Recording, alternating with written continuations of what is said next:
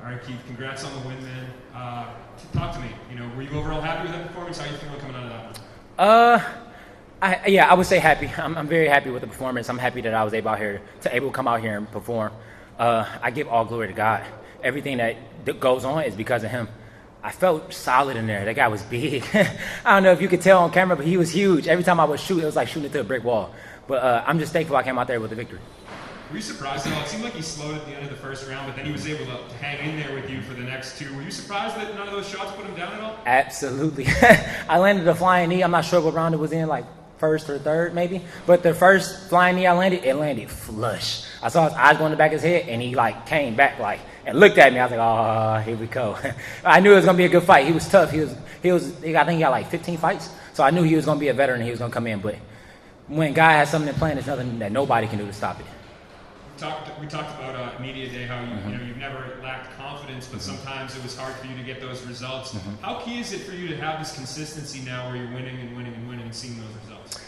It's super important as far as longevity in this sport, because a lot of guys, they only look at a 6-3 record and they just see 3 losses. They don't look and dig deep into the losses, because all of my losses are about split decision and decisions that could have gone any other way.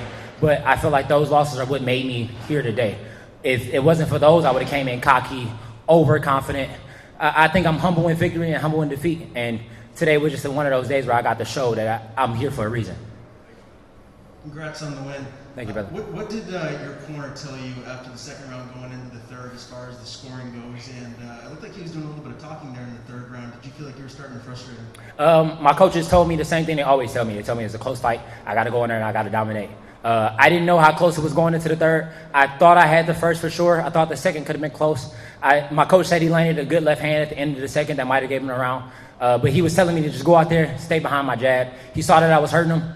The plan was to go take him down in the third, but like I said, it was a brick wall. So that was a lot harder said than done. But they just told me to go out there and jab and make sure that I put a stamp on the last round. And he was saying a lot in that third round. I was landing a lot of big punches, and every time I would land, his defense mechanism wasn't to block him. It was to talk about how I landed him. So I knew I was doing some damage.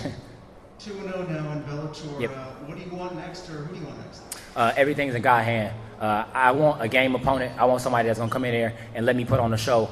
I want somebody that other people think is a killer, so I can come in here and do my thing. I just want anybody that Scott Coker has been doing an amazing job with me. I want to apologize to the staff for being late as usual. I'm a terrible person to deal with fight week because I'm so wrapped up into the fight. But whatever they have in store for me, I'm always here to fight. I'll fight as soon as my daughter's born. My daughter's born in 4 days. So as soon as she gets here, I'm ready to go again. Hey, Keith, congratulations Yes, sir. on the win. Thank you, brother. I got to ask, what were your thoughts when your opponent did not make weight when you earned that? I was curious to know, what went through your head, and also when he went the cage, you're looking as big as he did.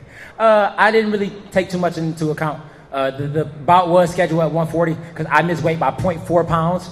And I think it was just a time management issue, so I really couldn't have much to say about it. But 4 pounds is a huge difference from 0.4. I could have dropped my boxers and made weight. So it just really showed that I saw when I looked at him, he was big. He was big at weigh-ins. He wasn't sunk in. He didn't look like he cut much weight. He still had a little bit of a gut on him. So I knew he was going to come in there big during the fight.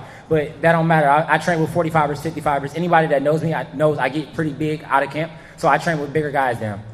And what do you plan to do to celebrate your win today? What have you got in mind? I'm going to Ben & Jerry's. I'm getting me some ice cream. I'm getting on the flight at 4 a.m., go home, and watch my first daughter be born. This is the first kid that's in my generation. The youngest kid in my family is 20 years old, and I have the honor and I'm blessed enough to bring the first baby into my generation of family. We're going to take a couple from the internet. Yes, Start sir. with Jay Anderson. Yes, sir.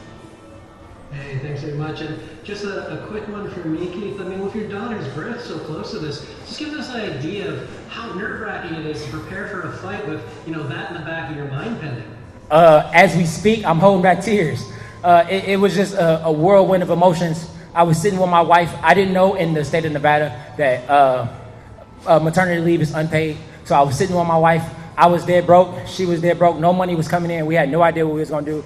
With this pandemic, we didn't know when I was going to fight again. I just sat down and I dropped on my knees and I asked God to give me an opportunity to fight.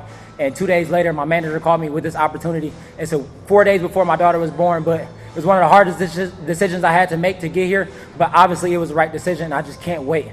I can't wait to go see her, bro.